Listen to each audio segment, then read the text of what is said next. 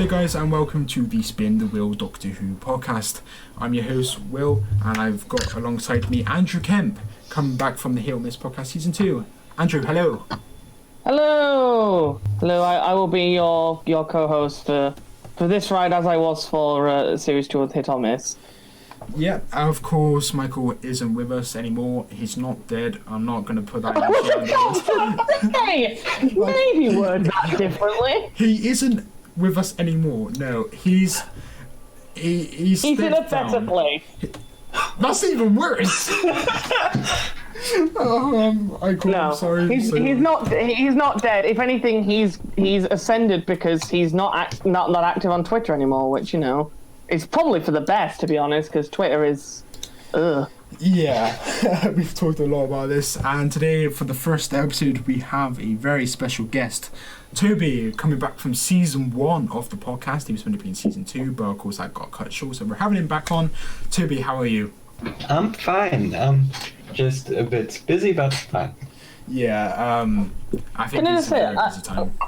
I was just going to say, I'm legitimately gutted I didn't get to talk about Journey to the Centre of the TARDIS, because I have a lot of feelings about that episode that are probably very contradictory to the populace. You know what? Let's quickly delve into it, because I'm doing the small talk just because the episode itself that we'll be reviewing today is very lackluster in terms of notes. So Journey to the Centre of the TARDIS, underrated or overhated or quite rightly rated? What do you guys think? Now I wish I would have rewatched this episode because I think it's a very interesting episode to talk about, because it has so many interesting concepts that some work, some don't. I can't name them right now because it's been a long time since I watched this episode, but I thought the concepts were great, but the whole plot around this, the idea of looking into the TARDIS was bad. This whole space, what was this, garbage station or whatever. Andrew hates you already. Andrew, what do you think? No, I don't hate him. So, kind of going off of what you said, I wouldn't necessarily say it's underrated, but I definitely would say it's overhated. At least for me, there's a lot to really like about it. It's arguably at least in my opinion, I've been very vocal on the Hit or Miss podcast how I much prefer Clara with 12, but this is one of the few episodes with 11 and Clara where I think their dynamic actually really pops. I really like their dynamic in this episode, especially in the confrontation. Where the Doctor sort of questions her about, why do I keep meeting you? You're dead. Yeah. So that was very good. At least for their dynamic, because otherwise I wasn't too keen on it per se. There are a lot of things in the episode that I thoroughly enjoy. I think the concept for the sort of monster is really, really cool. The idea that it's actually their future selves after they became, what was it, like radiation from the Eye of Harmony? Oh, yes. I love that idea. I think that's great, and it works because obviously it's a time machine, being destroyed. So it's like time sort of fracturing and rupturing. So I really like that idea, and I like how they show it coming to fruition with the two brothers when they but he tries to help him off the ledge, and then they merge into the one that we keep seeing. Yeah. I really like that. The overall plot, it's fine for me. It's serviceable. It really is kind of carried by Clara and Eleven's dynamic, which, like I said, I think actually does work in this episode, and sort of the concepts behind it. It was nice to see the Eye of Harmony again. My major complaints would be, I don't think we see enough of the TARDIS interior. It's way too much walking through the same corridors, rather than us actually seeing some more interesting aspects of the TARDIS. Like, yeah, we see the pool, but only very briefly from outside, so they just CG'd a pool. Like, I would have actually wanted to see what the TARDIS pool looked like. How was it? The library was very good. even though it's simple, I think the effects. Oh, of the library was very cool. Yeah. I like the idea of I can't remember what it's called, but the sort of tree thing that they find. But it would have been better if we'd have actually maybe seen it again. What trees? In a different episode and see sort of what else it could do. My main problem with the episode is the supporting cast. I don't like any of them. I know there's only 3 of them, but I don't like any of them. I mean, that's an echo of like everyone else's opinion. Like the side character isn't popular, the side cast, and I think, ironically, I watched it more recent than you guys, even though you were meant to review it. But I don't see the problem that some people see with them. I think there are definitely worse side casts, and they're actually pretty decent. But I think, to echo you, the Isle of Harmony. That was a fantastic little segment where he was helping him up and it merged into the villains. That was fantastic, and I just want to point out that the music was fantastic. Marigold, I think it was like a bass. It was like and that was just the overriding kind of music throughout the episode, and I think that was fantastic, and it just added to the tone. But you're right, Smith, Clara, fantastic. The problem I have with them is I can't remember their names. It's been a while since I've watched it. The tall one, the I think he's meant to be the oldest brother, or at least the tall one. Yeah.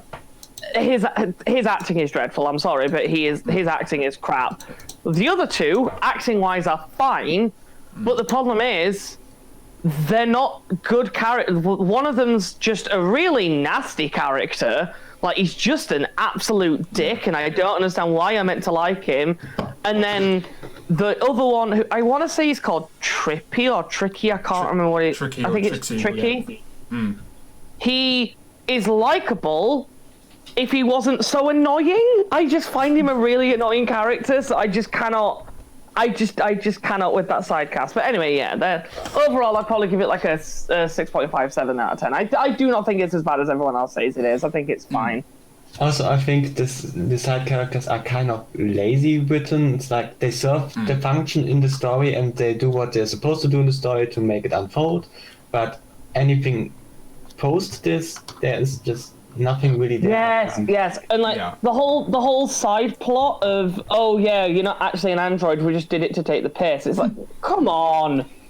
But they I didn't even care, and I was still annoyed that was the big revolution, not revolution, revelation. Yeah. I think that's the problem with the side characters, that we just didn't really care about them much. And they tried to actually make you care, like adding a parallel, if you guys can recall.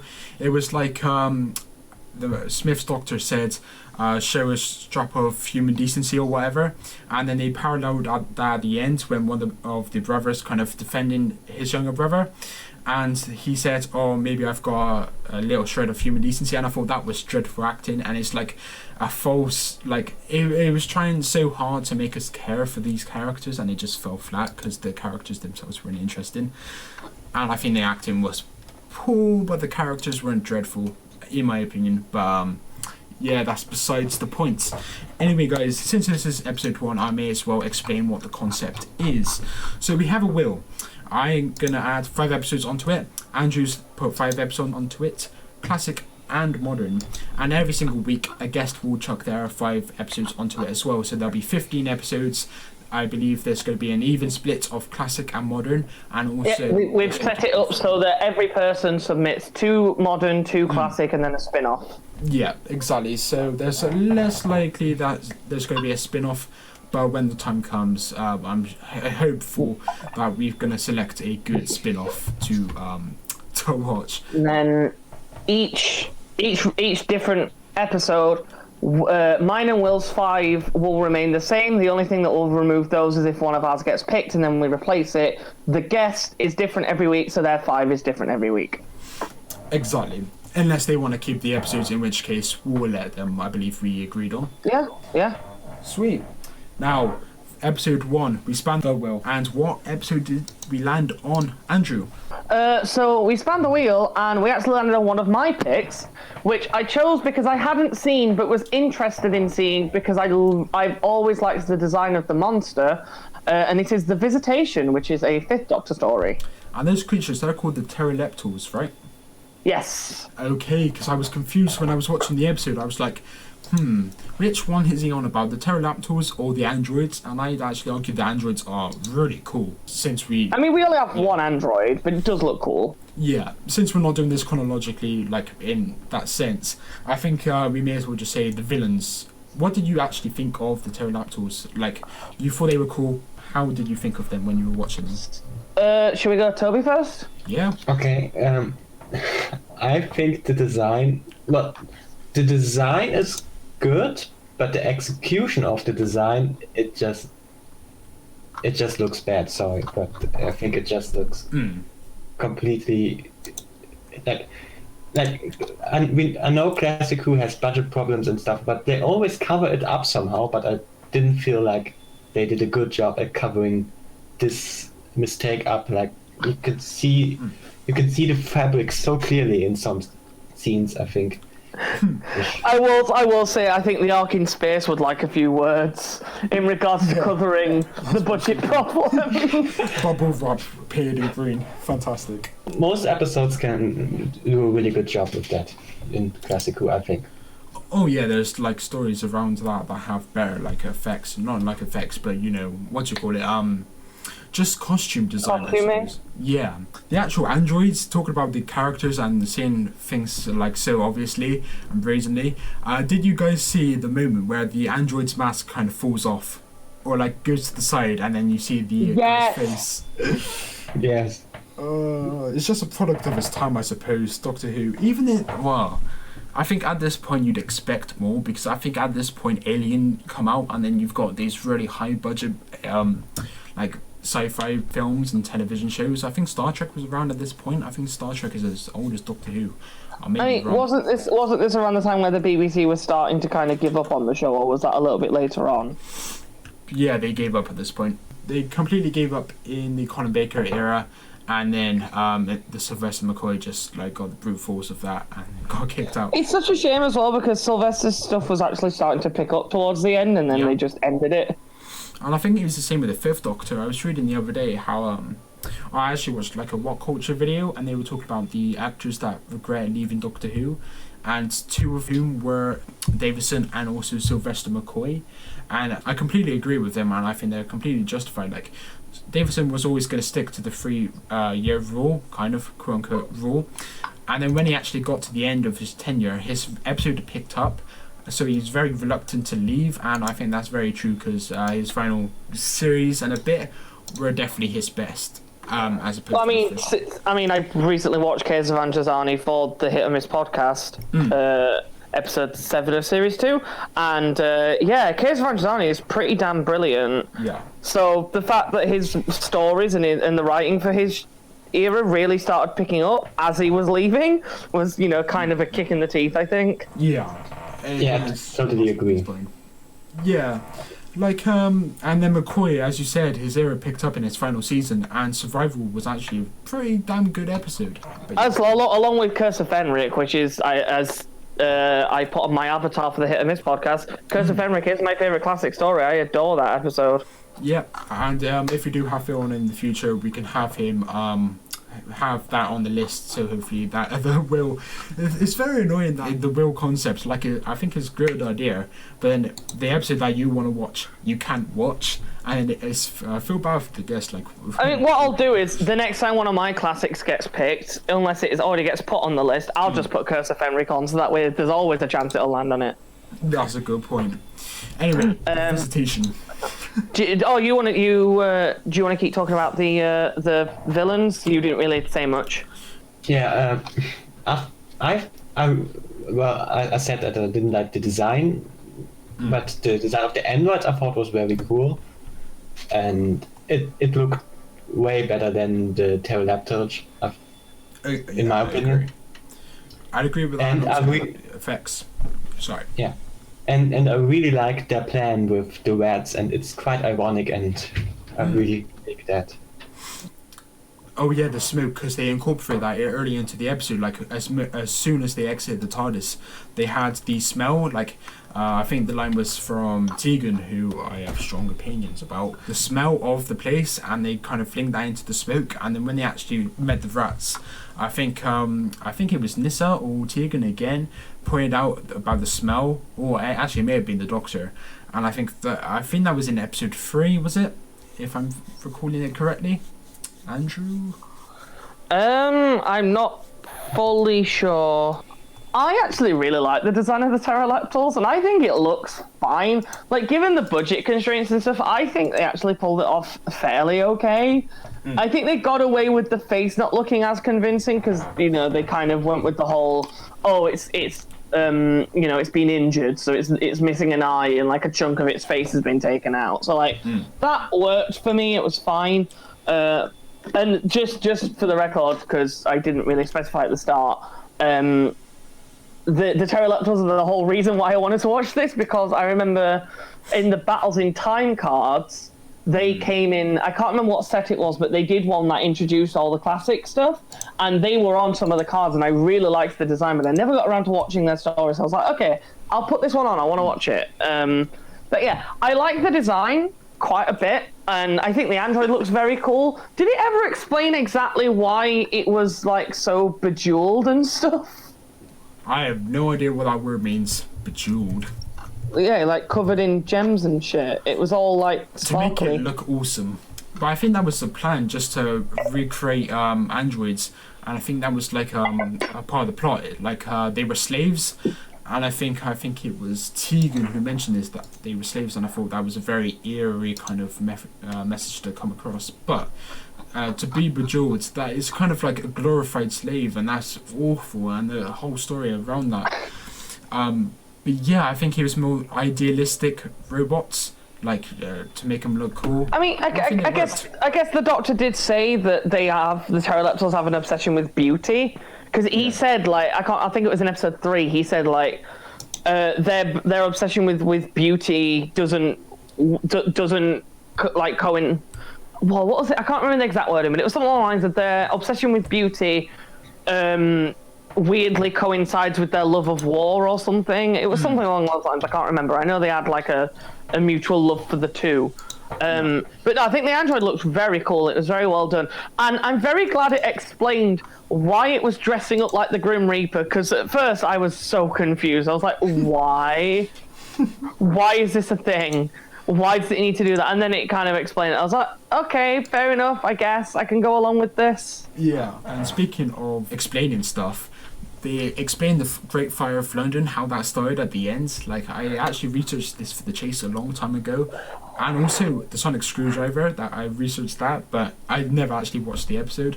But talking about that and linking what you just said to that, about the face of the pterodactyl being like disfigured, the eye kind of stuff, I think that was absolutely played for the chills at the end when it was on fire, in the fire at the end when it was in the house. I'm not sure if you can recall that scene, but I just thought it was a really it looks very grotesque as it was sort of dying. That was quite like visually shocking.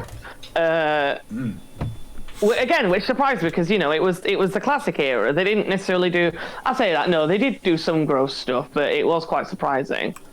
You touched on the whole Great Fire of London thing, and so I'll give my thoughts on the screwdriver, and then I'll let everyone else say their pieces before I get onto the reveal of it being the Great Fire of London. I was genuinely shocked when they destroyed the sonic screwdriver. I did not know that happened, so I was like, oh, okay. And then at the end of the episode, he just didn't have it. And he doesn't have it until Rose. I was gonna say, if I remember rightly, I don't even remember ever seeing Sylvester McCoy using it. No. So, like, did they just never bring it back until the modern era? That's what I'm saying. It was a research for the chase. It was like, what was the final story that the sonic screwdriver was in until Rose, and that was it. That was it. The Fifth Doctor. That's fun. I did not know. Yeah, that was a complete surprise. I like that level of commitment to that. Yeah, me too. That's great. I like that they did that. And the thing I think it adds a little bit more. Sorry, I was just going to say. I think it adds a little bit more threat to the pterodactyls as well. The fact that they've destroyed the sonic screwdriver. You know, that tool that the Doctor uses to get out of everything. Like he now doesn't have that.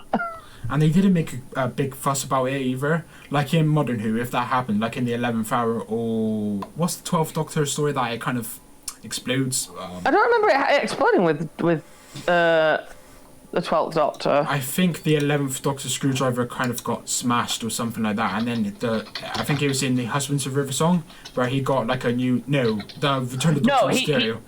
He got the new Sonic in at the end of Hell Bent. He got the blue one. Oh. He had the sunglasses throughout Series 9. Yeah. And in Series 8, he had the old Smith screwdriver. Mm. I seem to recall something happening with 10 in his screwdriver, but again, I can't fully remember. Yeah, and 13th Doctor in the Strangle Conundrum, which may I add is not a bad episode, as everyone tries to claim it is. I would disagree. On first watch, I would say it was the worst thing ever, but then I rewatched it like 2 weeks ago, and it's actually decent. It's quite good, actually. It has some things I like, but overall, I think it's more on the bad side. Fair enough. But yeah, it's just one that I had to rewatch, and I do suggest you guys, go out of your way to rewatch it, because it has probably been a while. Have you guys rewatched it?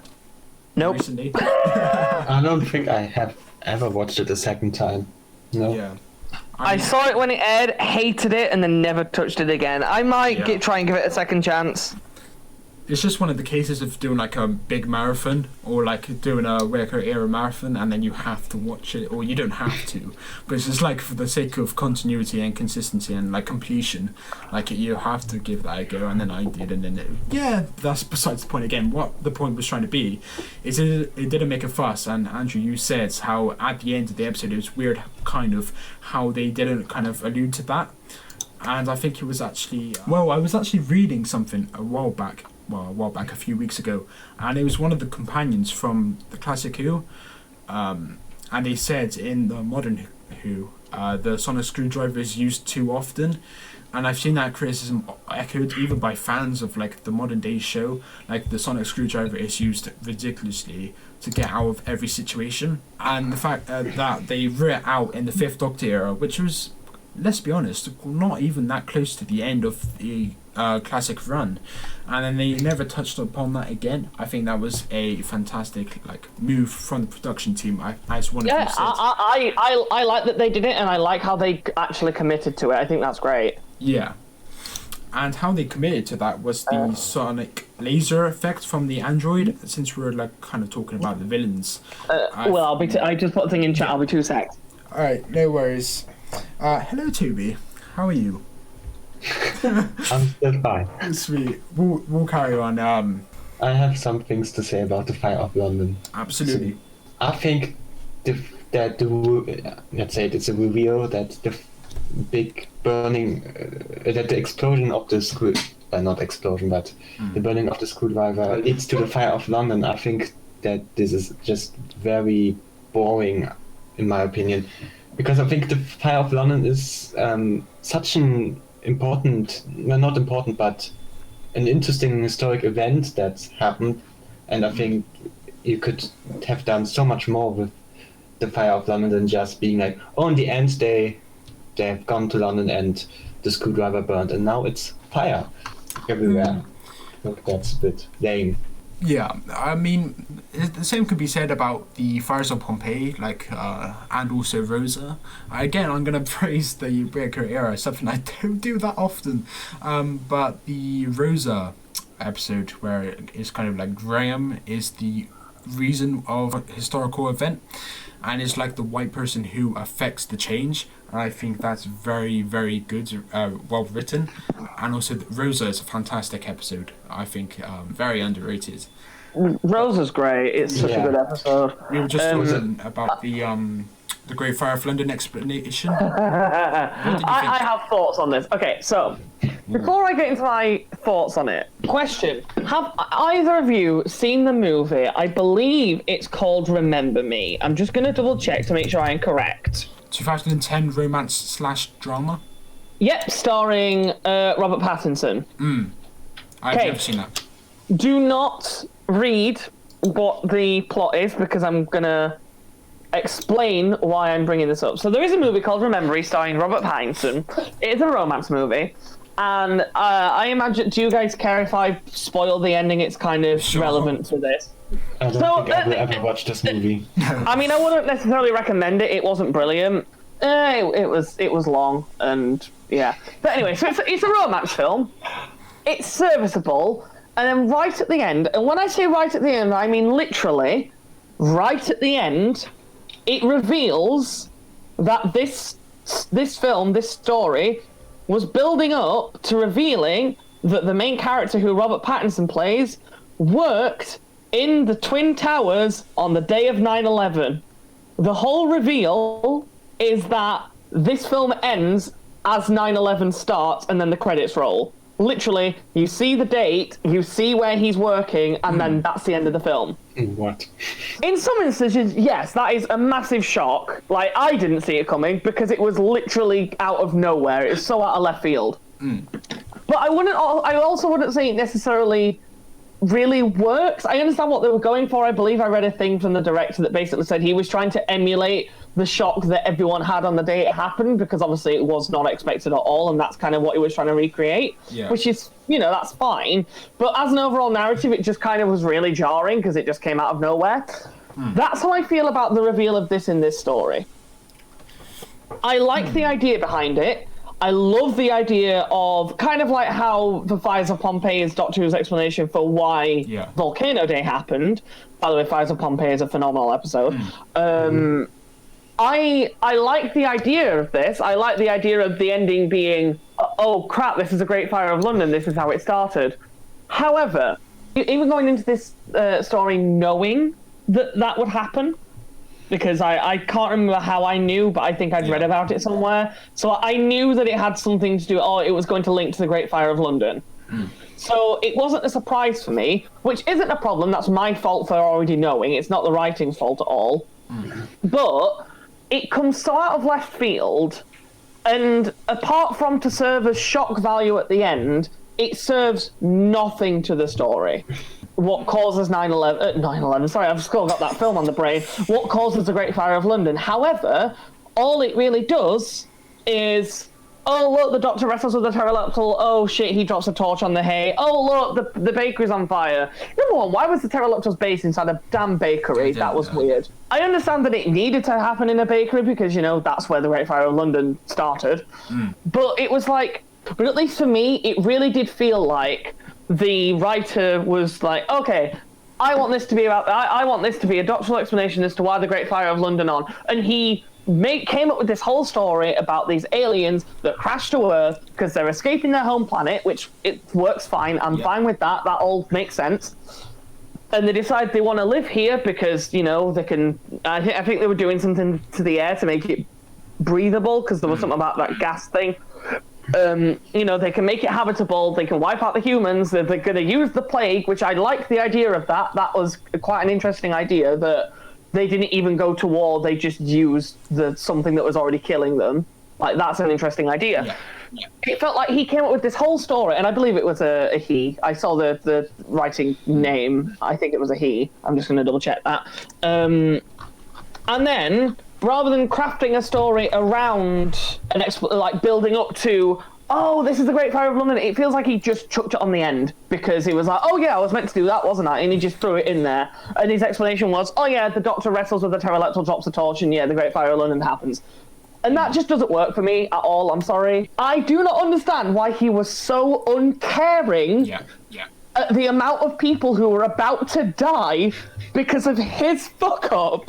Yeah, I think the Fire of London is such not important, but event that's very well known. And if you have such an event having a part of a Doctor Who story, then you have to do more with it than just being, oh, in the end they're gonna go to London and there's a fire, boom.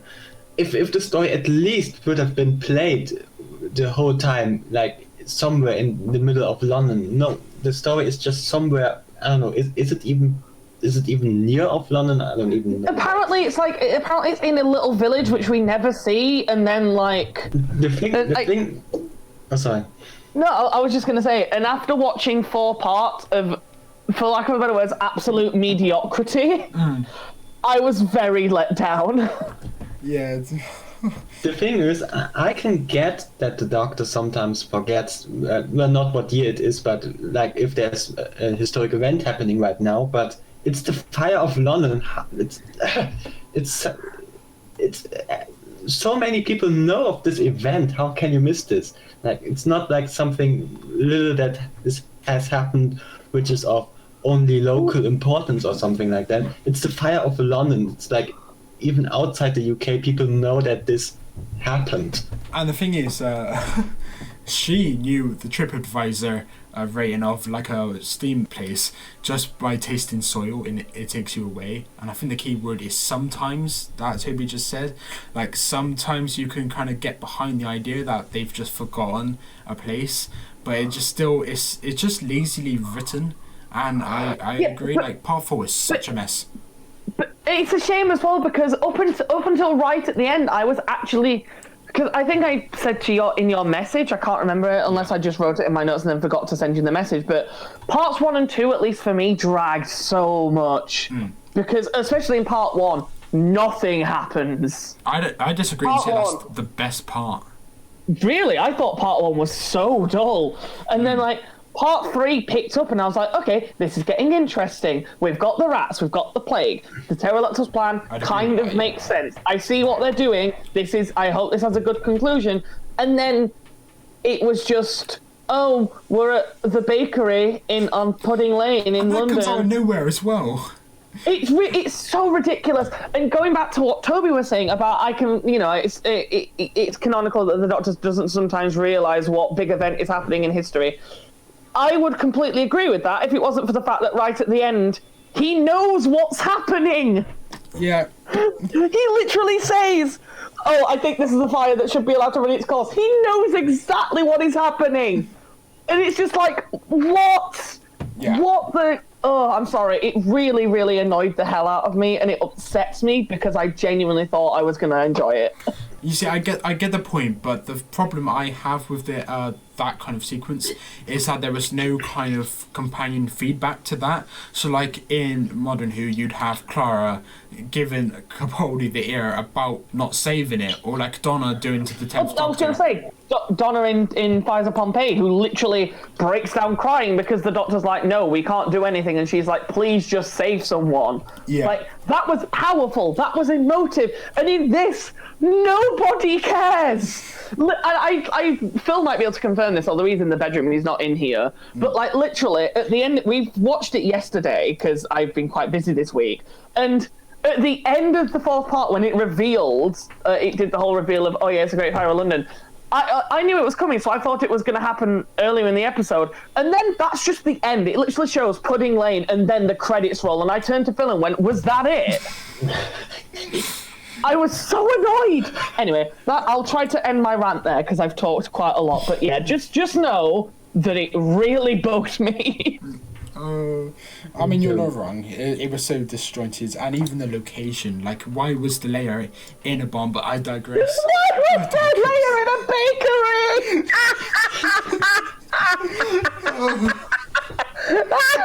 I'm sorry, it's really funny.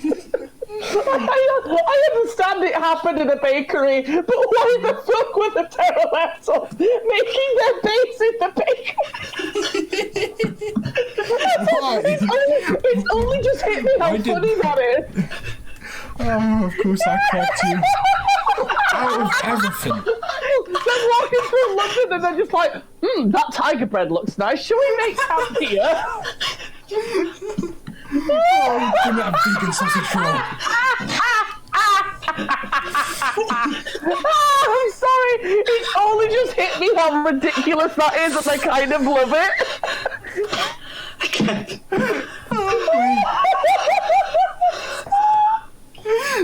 Oh, it's so stupid.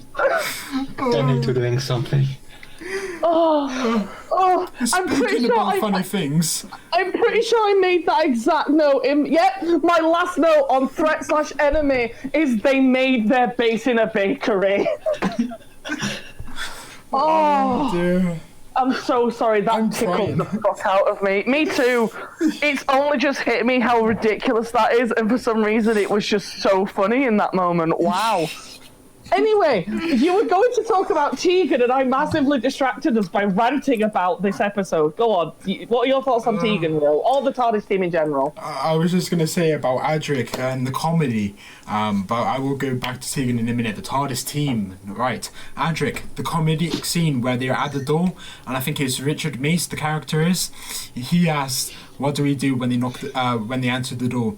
And Adric just turns and says, say hello.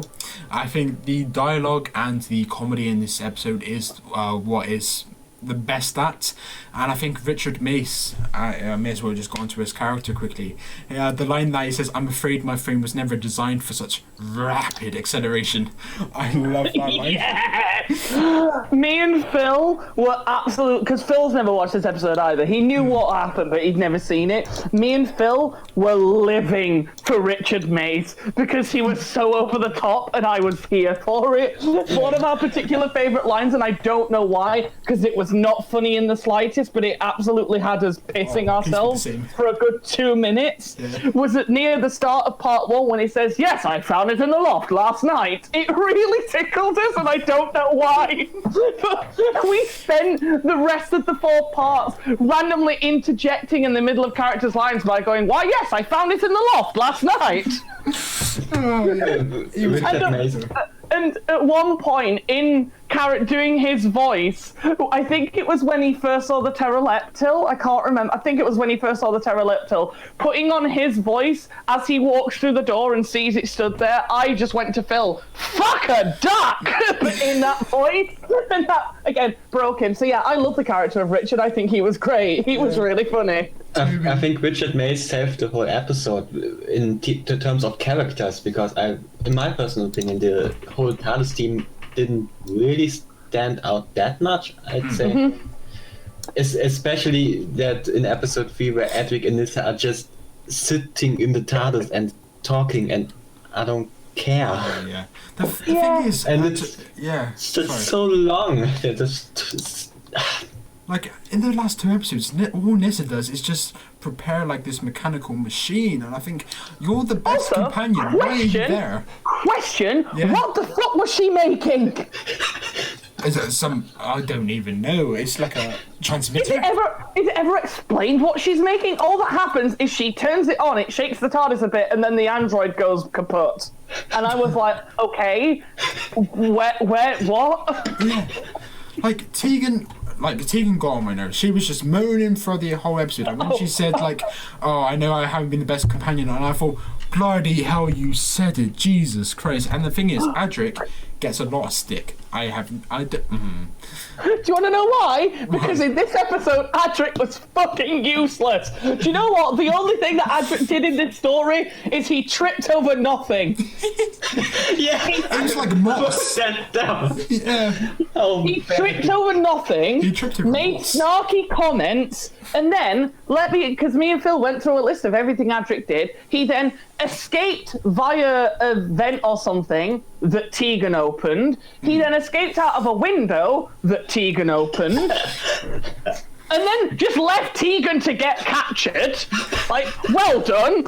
He went back to the TARDIS, got kidnapped by some ruffians, and then just waltzed back to the TARDIS, kneed the Grim Reaper in the ass at the TARDIS door, and then just let the android in, and then Nissa killed it with fuck knows whatever that thing was. Yeah. Adric did nothing. I'm sorry, Adric did absolutely nothing.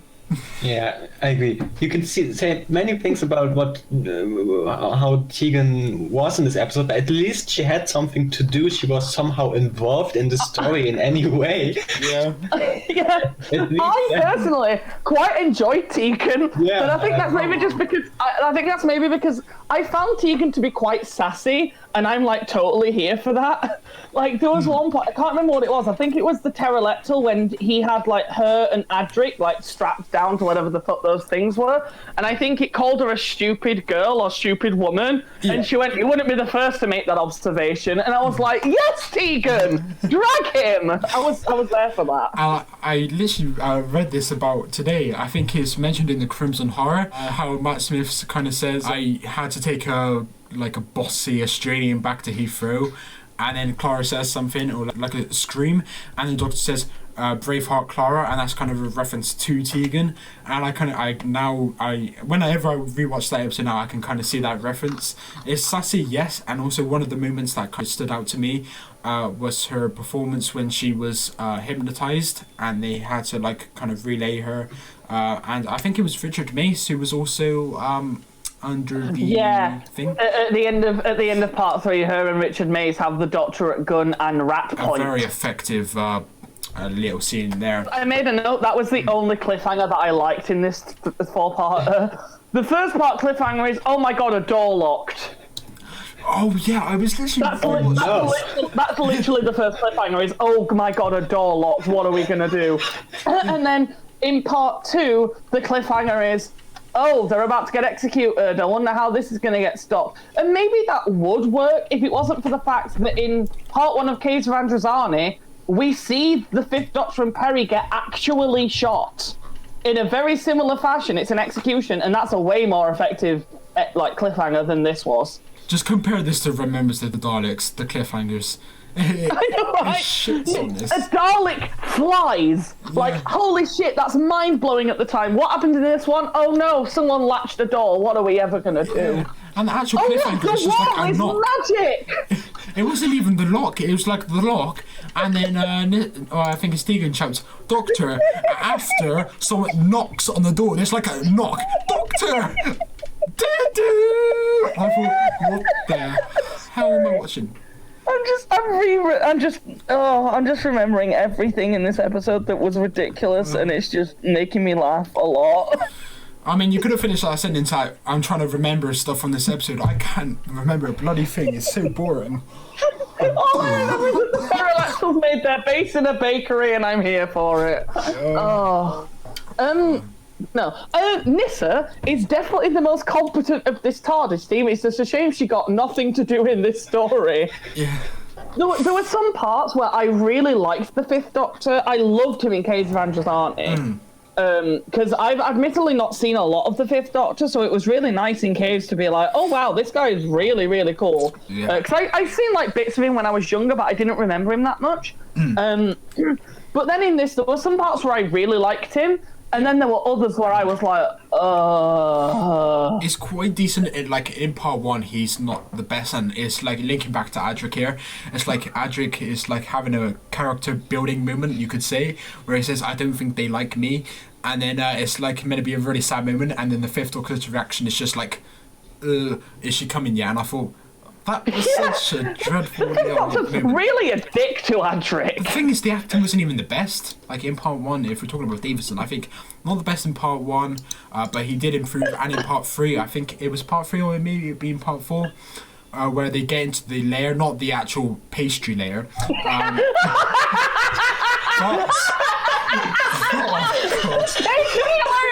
Oh my god, that's genius! I love it. No, but in the house when they got into Reptilian Mary Berry just trudges out of the back, and she's like, "Soggy bottom," and then the fire of London happens. But I'm sorry, I've just driven this new podcast into a wall already. This is episode 1, Andrew. Come on. I don't care. This is entertaining. Yeah. This is the content you signed up for. Yeah. You knew what you were doing getting me involved in this. Yeah. But I think it was episode 3 or part 4, where he kind of trying to get all the information from the creatures, and they have like the spat. And let me just say, the pterodactyl is the voice, the guy in it. When I didn't know the name of the creatures until this episode, and then it just said the pterodactyls, and I thought, what? They named these creatures after bloody dinosaurs, and then I literally just mispronounced it there, and you like caught me up on that because it sounded like a dinosaur name, pterodactyls. Leave me alone. I don't know why they called the lemsips. I don't know. The pterolepsips. Oh my god. The strepsil monsters. There we go. Yeah. Oh god. This review is already better than the episode. My god. Yeah. That's not hard. Oh no, one note Sure. I did have, and I completely missed over this, and this is like the very start of the story. I did like the fact that the ship crash looked like a firework. Yeah. I liked the idea that was kind of, planting the seed of, fireworks. I don't know, I just really liked that. I thought that was quite cool. It reminded me a nice a lot little of detail. the Human Nature, Family of Blood two-parter. Like that first 1 or 2 minutes felt like very niche and very like that kind of like landing firework. Not a firework. Oh, you put that into my now. No, the like the spaceship landing. Like it's such a common story, and the fact is they did it very similarly to how.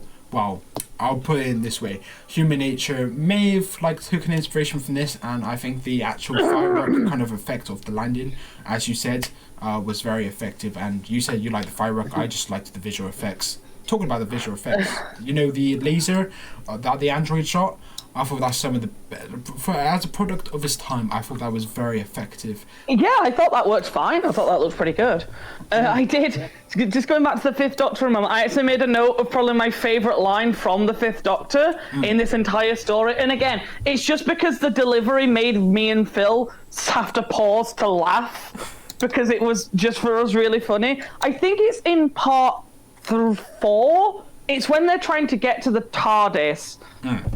I can't remember exactly what is said, but it's like just before Adric and Nyssa turn up with the TARDIS, and the Doctor's like, right, let's go find the TARDIS. And I think Tegan says something along the lines of, oh, but it's such a long walk. And then the Doctor delivers the line, I'll try and do it as closely as he did. He goes, I like long walks. And for some reason, I love that line. really made me laugh. Yeah, same. I loved it. I hate it, but I love it at the same time. Yeah, it's just. I like long walks. It's just another thing about the comedy. I like. You just said it's so bad it's good or something along those lines. Like you like it, but it's not good. I'd argue that it's good and it's good comedy. Like it made you laugh. It made me laugh. It's like it did its purpose. I will say I did like some of the comedy in this episode. I will just say, however, that I don't think the episode did a great job overall. At least when it came to a lot of stuff. When the thing that made me laugh the most should not have made me laugh the most. Which was the pastry layer. I think the problem is that this episode is in some ways so ridiculous, accidental funny that it overshadows the whole comedy that was supposed to be in place. I think that's the problem. The comedy wasn't bad, but all the other stuff around it was so ridiculously accidental funny that the comedy just. Also, I think some scenes really felt like it. Did they have a script somewhere, or was it just improv for everything? Because I felt like some directing was like the silence you mentioned, the awkward silence and stuff. It felt like sometimes that they just didn't have a script and just went with it on the go. I will say that I don't know if they necessarily really had a lot to work with, to be fair. It is a shame because I actually had decent hopes for this story. I did a little bit of research prior to it, and I was like, okay, because I know a lot of the 5th, 6th, and 7th Doctors get a lot of their stories get a little bit of flack. So I was like, I'm going to look it up on IMDb, see what the user, average score is. And all 4 parts of this were around 7.5, 7.6. So I was like, okay, it might not be too bad then. And then I finished it and I was like, that got a 7.5, what? I know. And the same is on Letterboxd. Like I also did the same, just on a different website. And I did check IMDb, and yeah, you're right. But even on Letterboxd, the average is a 7 out of 10. And I think, why am I really am I an outlier here? I was going into this review, I thought, I really hope they actually found something they liked about this episode, and that they actually say I'm wrong. I wanted that. I wanted you guys to enjoy the episode more than I did, but I was just so uninterested. And like you're talking about this Fire of London stuff, like the Doctor had this fight, and I thought, did he? I was like, did he have this fight? I just cannot remember a single bloody thing. Except Yeah, from he episode did. He part did. 1 and 3. The whole thing is that the Doctor drops the torch, and then all of a sudden it's the Great Fire of London, you know, because we're in a bakery where the pterodactyls have made their base. And no, I'm not dropping that. I will say, I didn't hate this story. No. For the most part. It was fine. It was watchable. The last two, the parts 3 and 4 were a lot more fun to watch until the end, where it just was a massive disappointment. Richard Mace carried this story. He was a delight. Yeah. But yeah, overall, I'm like, it was okay. Like overall, at maximum, I'd give it like a 6, if that. Yeah. Also, one thing I want to talk about is not the set design, but the sets as such. Who chose the set? Well, it was not like the set was bad, but the setting was bad, because it was just 2 old barns and 1 old house, and that's just it. Yeah, literally, almost the entire story takes place inside 1 old house, a barn, and then like the TARDIS a little bit, and then a pastry shop. And even then, like, I concur with both of you, the points in the setting is just so uninspired, and the content that was given within those settings, it was so uninspired as well, and it was just like, it was boring. It was like, I will say, I did like the setting of the forest. I liked the way it was shot. I liked how it looked, but after like the 3rd time of watching Adric walk up and down this path, I was like, oh, come on, switch it up now. And then do you see, this is going to be one of my criticisms, do you see him walking down the path, and then Nissa's like on the screen, and she screams like, Adric, no! I think that's the most pitiful scene I have ever seen. It's one of the most pitiful scenes I've ever seen. And the choreography there is like the tail end of something that happened in part 1. I think when they're at, let's get this out of the way, I think the villagers were crap. I think that's how they were credited, the villagers. I think there was no point in them. What purpose did they serve? Yeah. You are the plague carriers! Yeah, where is this going? Like, you just told him to lock him up at the start of part 3. Then where did you go? But the thing is, part 1, I do like part 1, as I've said. Like, the choreography of like the fight scenes, like they come out of nowhere, and then like I think he does like a 3rd Doctor-esque and also 12th Doctor-esque like flip, like he flips him over his shoulder. I think it was the Doctor who did that. It may have been Adric or Tegan, I can't quite remember. I don't see Adric doing that, considering his way to fight an android was just to kick it in the ass. Yeah, I think it must have been the Doctor then, but the choreography, the comedy, big pluses in this episode, and I think it saves the story. Let me say this: it doesn't save the story as in the script. It saves the story, like the quote unquote serial as a whole. Like, it's not dreadful. I think it's serviceable. I honestly think if they'd have pulled off the Great Fire of thing, if they'd have pulled off the Great Fire thing better, if it had had more relevance to the plot and wasn't just a tacked on thing at the end, I think I would have been giving this thing a much better score than I am, because I think I would have forgiven a lot of it for being able to set up a story of, oh, this is how the Great Fire of London happened. But because that was such a disappointment, it made the rest of it feel like I just watched it for no reason, kind of, if that makes sense. Yeah. And I felt really bad because I was the one who wanted to do this one, because I was like, oh yeah, these monsters look cool, let's give them a try. And then I watched it and I was like, more context of God. the premise of this podcast, like the new format we're doing. The episodes we choose, at least one of the episodes we choose, have to be a bad episode, so that we have some variety in our scores, like kind of. And then this is a not bad, but this is like one of the weaker ones in the list out of the ones I've seen. I think I've seen most of them. Okay, yeah. Well, we'll count this as my bad one then, because the ones I suggested were Smith and Jones, The 11th Hour, this, Carnival of Monsters, which apparently is good, but I've not seen it and I really want to watch it, so I put it on there as an excuse to watch it. And then Day of the Clown, which I think is a pretty good Sarah Jane story. Yeah. So we'll call this my unintentional bad choice. And for me, it gets 5.5 pastry layer pteroleptal bases out of 10. Well, I want to let everybody know what they missed, which stories I chose. I had also, I had Journey to the Center of the TARDIS, actually, because I thought it was an interesting story to talk about. I had The Keys of Marinos, because I really love the story, as already mentioned, The Curse of the Black Spot, because I hate this story with a passion.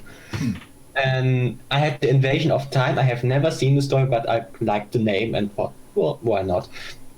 As a spin-off, I had The Big Finish Diary of River Song of the first season.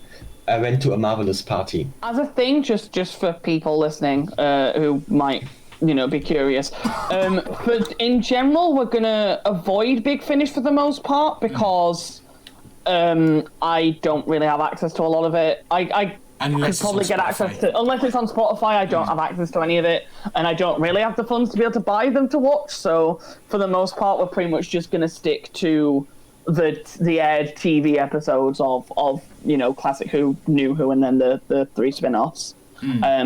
But if someone does recommend a Big Finish story that is on Spotify that I will actually be able to listen to, because I do have Spotify, then we will definitely add that to the wheel. It's just, And in place of that, because of that technicality, kind of, Tobi did also add Smile, I believe, Tobi. I'm looking at the list now. And Smile, I had... first I had Under the Lake Before the Flood, but this was already chosen from any one of you. And then I added Time Heist. Oh yes. No, yes, I remember he had a Time Heist because I was like, that must have been because I did Time Heist. I was going to put it on my list because, fun fact, Time Heist is one of my favorite episodes ever. Mine too. Not because I think it's. I mean, I actually do think it's pretty brilliant. I don't think it's the best episode, but I love it. Because I don't necessarily, just because something's my favorite, I don't necessarily think it is the best. I can look at something objectively and be like, yeah, this is better than that. But at least for my personal enjoyment, Time Heist is one of my favorite episodes ever. I love it. I could watch it on a loop and never get bored. I adore it. Same. For me, it's just the fact that I just really love this kind of stories and stories and movies, like heist stories, mysteries stuff, and that's right at my alley. So. I'm literally looking at the video, and the 11th Hour was so close to being picked. It was like a tiny little fraction of the wheel. It was literally, at first it looked like it was going to land on the 11th Hour, and I was like, oh, yeah, and then it ticked into Visitation, and I was like, okay, we'll see what it's like, and yeah. The thing is, the reviews are so good, I don't understand. What are we missing, guys? I mean, the monsters made their base in a bakery, Will. What's not to love? Oh, God, the bakery layer. I want to go back to the Visitation for one thing now, because I just noticed in my notes I have 3 dialogue lines which I thought were just... Well, I'll just say them and you can... Shoot, go on. It's between the leader of the Pterodactyls and the doctor, and the leader says, the primitives on this planet are too willful and aggressive. I have little need for them, especially now we have your TARDIS. You find annihilation more difficult than you think, and the TARDIS will not help you. The TARDIS will not be necessary. Like, make up your mind. Do you want the TARDIS or don't you? Oh my god, yeah, they do. What? What the that hell are you on about? You just said, now that we have your TARDIS, and then he's like, the TARDIS won't help you. The TARDIS will not be necessary. Well, clearly it will be, because you just said you wanted it. Make your mind up, Mr. Fishman. What the fuck are you doing? Fishman in the bakery. You know what buttons to push. This story should just be renamed The Sea Bass in the Bakery. That's, We're still getting over how good the croissants are at the Pteroleptal Bakery. I mean, they are quite amazing. I mean, it's a product of its time at the end of the day, and like I said, it's I don't think any of it depends what Tobi says, but I don't think this isn't a bad story. Like the serial itself isn't bad. It's serviceable. It's decent. It's mediocre. It's not bad. It's serviceable. It just let me down. Yeah. Massively. Massively, yeah. Although I will say, stay away from the baguettes; they're a bit lasery. I mean, nowadays I wouldn't just go for them anyway because I'm afraid my frame was never designed for such rapid acceleration. I love that line. If there's two things I can take away from this story, it's that the pterodactyls made their base in a bakery, and Richard Mace deserves more episodes because he was a king and I loved him. Yeah. I don't even think he was particularly well written. I just loved the fact that the actor who played him just went for it, and it was a delight do you to remember watch. when they went into You made the best out of it. Exactly. Do you remember the scene where they go into this like spaceship, their spaceship kind of thing, and he says, "How do the dimensions go bigger on the inside?" And then the most Why did you turn into question, Boris Johnson then? blue passports. I don't know if you see that.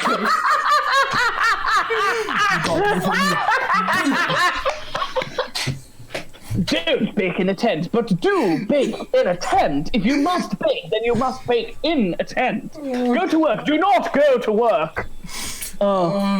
This is one of my favourite pieces we've done. Oh, it's just so casual. They make their base in a bakery. I can't. One of the most confusing lines in history is like he enters this thing that's bigger on the inside, and he says, "How was it lit?" And I was so confused. I was like, "Why do you want to know that?" And then it's like a techno. Oh, yeah. And doesn't the Doctor explain it by saying, like, because it buried itself in the earth? And I was like, what? Like that. I was like, yeah, it's like such a confusing explanation. I was like, such huh? a weird question, yeah. I will say, it was very fun to see the origin story for Stanifests. That was fun. I realise that that's not going to get a laugh out of Tobi, because I don't know if you know what a Stanifest is. No. It's a British bakery chain. I should have said Greggs. Why did I go with Greggs? said, yeah. Greggs is more well known. 5.5 pterodactyl bakeries out of 10. No. What was that? It was like a semi gas. Who was that just little wheeze in the background? I just heard... Tobi, please save me. To summarize everything a little bit, one thing I haven't mentioned actually, but it's only a small thing. I really like that I call it friendly companion of the story, because you get what I mean. That he wasn't someone famous. I think it very fit the story well, and the performance was it was hilarious. From Richard Mace only. The rest of the performance didn't really catch me from the sidecast. I mean, it was... I don't remember anyone else. Was there really any other major side characters apart from Richard major, Mace? but It was just the villagers who did pretty much nothing. Yeah, this is exactly what I meant. I don't remember anything. I don't really remember any scene they were in. I'm just like, I'm trying to remember a scene with them, and they were trying to execute the Doctor at the end of part 2. Yeah, I have them very vague. I don't know why. I don't know why committed this to memory. But one of my favourite moments from Richard, because I think it was just a moment of bad acting, but it really tickled me, was as he's been like kicked to the floor about to be executed, he takes a moment to flip his L'Oreal locks out of his eyes really dramatically, and it's so silly, and I absolutely love it. Yeah. I love this character. He's the best thing in this episode. He is, without a doubt, the best thing about this story. The light. Yeah. What an absolute joy of a character. I just want... Now I want more of him. Give him a spin-off. Give him a spin-off! Is he still alive? Richard Mace, Doctor Who. I want to see if he's still alive. Is he Derek the Doorman? What is he? Richard Hobbins. Michael Hobbins. He... Oh, Jesus Christ. Oh, I said death. I searched the name and then it come up with death on the end of it. It's like an autofill, so I think he sadly passed away, which is unfortunate. Yeah, he died in 1992. Oh, blimey. Oh, rest in peace. Oh, he was in On the Buses. Huh. I didn't really hate the story too much. It just was to guide us through this stuff and hopefully get to the end of it. I'd hard agree with that. It was fine. Like, it was serviceable. It served to get us from A to B. It would have been way more interesting if they'd have actually stuck the landing with the Great Fire thing. But as it happens, the idea of these reptile bakers crashing to Earth and deciding to wipe out humanity using... I did mention this earlier, but I do genuinely really like the idea of them using the plague rats to kill the humanity. That was actually quite a cool idea. That was neat. I just wish they'd done more with it. But yeah, overall, it was serviceable. It was okay. I didn't hate it, but I didn't really love it either. I actually think that the idea with using the plague to destroy the humans, it's one of the most interesting villain ideas of invasion stories in general. I will say, they did do something to the rats. I'm pretty sure he did say he did something to them while they were in the cage, so it was more like a super plague, which is an interesting thought in itself. But yeah, overall, I did like the idea. Here, but is this around the Black Death time? Because or the Great Plague or something like that? It's around this time? No. Yeah. Well, no, it should be later, or no? Great Fire of London is in 1666. No, then the Black Death. Way earlier, like 300 years or something. A bubonic plague in London. It was in 1384. It was the Black Death. To be fair, it did have the things that were mind controlling the villagers, so maybe it just brainwashed them into thinking the plague still existed. No. Wait. No, I have found something. Aha! The Great Plague of London. Exactly. I just saw. There we go. Found this. Yes, I was right. Sense. Screw you both. Ha ha ha. I'm joking. How many points do I give the story? I'm kind of unsure. Like, I was more on the side of 4 points, but I think it's just so charming in some ways and funny, even if it's not on purpose, that I think I give it 5 points. I think that's fair. And let's face it, 4 of those points are for Richard Mace. At least, yeah. Yeah. I don't have a conclusion. However, I did like 2 reviews on Letterboxd. These guys summarize my thoughts. The first one, the short one, said Richard Mace is the best thing about this, which we've both agreed with. Yes. And then George Popart, 17, said, once again, this story is pretty decent, but lacking anything to make it great or memorable. The sonic screwdriver being destroyed was good, but at the same time, it didn't feel like it was much of an inconvenience.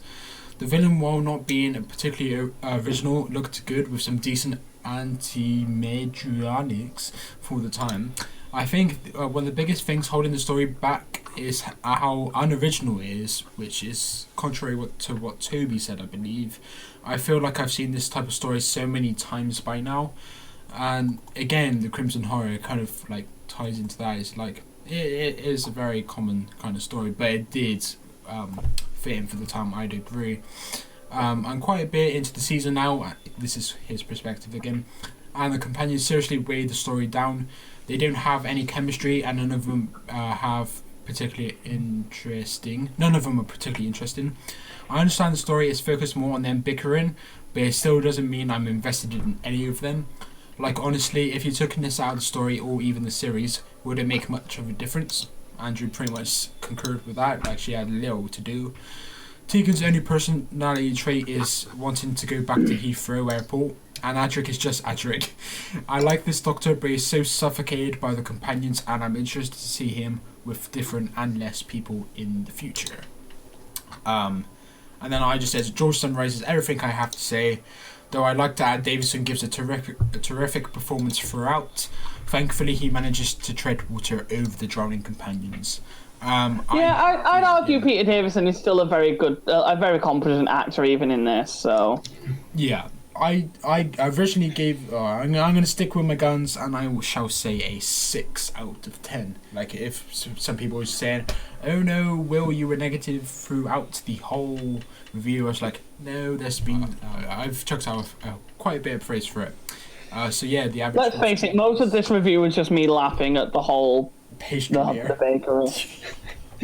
And for the person who was complaining about Adric, it's fine. He dies soon. Yeah, and also of note, Michael did give this a 6.5, which is higher than any of us, which would bring the average up to a 5.75, and I'm considering making his score part of the average, but I'll confine in him. For now, it is a 5.5 out of 10. Yeah, very similar opinions again, like scores. Like for a divisive episode, should I say? It's very similar scores and ratings again. But anyway, Tobi, thank you for being a great guest. I'm so glad you agreed to come on. Sorry for the Thank you today. for putting up with my madness. Yeah. I actually had more fun this time around than the first time, so... Yes, victory! To my defense and to Michael's defense as well, that was the first ever episode we recorded, episode 3, last season. It wasn't. That was so messy. It was messy because of the dropouts and also the technology. And it was incredibly awkward from time to time. Yeah. You cannot fathom the amount of awkward silences I had to edit out in season 1, especially from the first 4 episodes. It was so first 3 episodes, should I say? I'm pretty sure you didn't have to cut out any awkward silences from me because I never have any. Oh, no. I am an absolute chatterbox and I am unashamed. Oh, it's the best thing. Anyway, Tobi, once again, thanks for coming on. All the links to their socials will be in the description. There are 3 things expected in life that do not alternate for anyone: death, taxes, and Andrew's gaming channel not working. Andrew, when is the gaming channel coming, for God's sake? Oh my god, dude! I think you're more invested in it than I am at this point. Yes! It will happen. I need to be motivated, and also I need to be able to be a bit more better with technicalities, with technical stuff, because I'm very bad with that side of things. It will happen at some point, but what is happening right now is my podcast with my long-term partner Phil and one of our close friends who is also our upstairs neighbour, which gave birth to the name of the podcast, the We Pay For Your Floor podcast. At time of recording, episode 1 is out, episode 2 is almost ready to go up on Tuesday. We post every Tuesday at around 7 p.m. You say this, but then it's going to be coming out in about 5 months' time, this episode, but... Very true. It's not 5 months' time, it's June, so 2 months' time, but yeah. I was going to say, 5 months would take us to, September. Don't scare me, we're actually through 25% of the year already, and that scares the crap out of me. God, I hadn't thought of that. No. I'm going to be 25 soon, ew. Oh, you boomer. You'll soon be Mike's age, and then... Oh, fuck off, I'm not a boomer. You see, now you're Mike, we're both each other's co-hosts, we're just, generally the hosts. Now you have to take the brute force of the jokes about age, because you're... That's fine, because I'll just throw jokes right back at you, fetus boy. Don't start with me. Thank you guys for watching. Please subscribe. Follow everyone on Twitter. I'll see you guys in a bit. Bye. Bye!